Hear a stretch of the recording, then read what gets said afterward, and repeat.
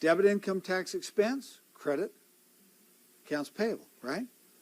Now, having just made that entry, how do I know that this is a C corporation? Because we were paying the taxes. It was a company expense. If it was an S corporation, would we have this entry? Why not?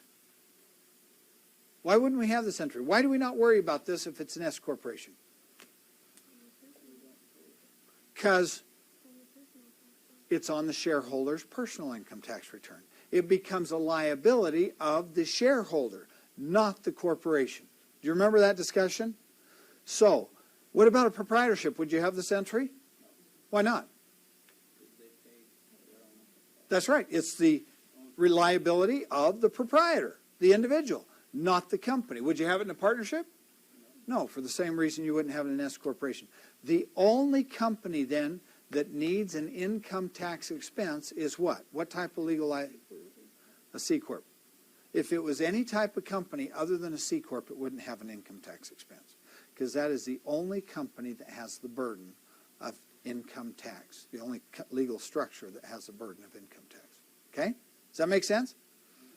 Okay. What I want you to do is look at on page number 4.4. Down in the lower left-hand corner, we have a box that contains just a short synopsis of each of the entries we have just made. We started at the top of that box with $40,000 in earnings. But each of these adjustments has changed earnings by some amount. Let's tally it through that box. The first entry A was to adjust inventory to actual.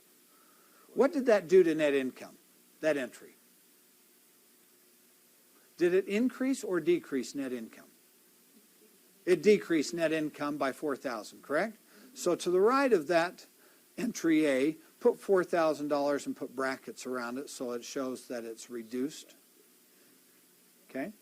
Entry B, we marked down the inventory an additional $2,000 for obsolescence. What's that going to do to earnings?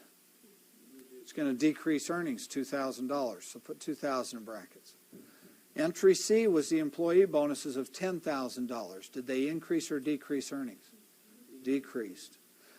Entry D was officers' bonuses of $5,000. Increase or decrease? Decrease. Okay? And then we have that depreciation expense where we jump to double declining balance of $1,000. Increase or decrease? And last entry was the income tax of $6,000. Did it increase or decrease earnings? Okay, so now add up all these adjustments and then subtract the adjustments from the $40,000. Let's see what our net income is now after making these adjustments. So Jen, what were the total adjustments? All of them.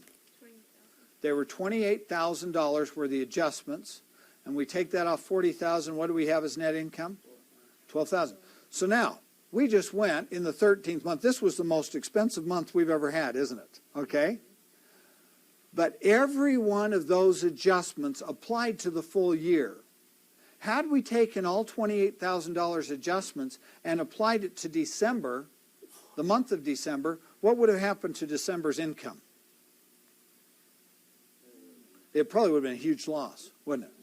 And if you were trying to evaluate the effectiveness of a business and you were looking at each month's net income independently, and you looked at January and February and March, and you looked at it and each month looked good, and then all of a sudden in December, a huge loss, what would you say from that? Whatever you were doing in December, don't do it again, right? When in reality, all that $28,000 applied to the entire year. So that's why we isolate these adjustments in a 13th month. These year-end, full-year adjustments, we isolate in a separate reporting period. Okay? Now, I want you to go ahead and take each of the entries you've made so far and post them to the T accounts on the facing page, and then stop. Okay? We've got one more entry to make, and we'll make it together as soon as you finish that. So go ahead and do that now.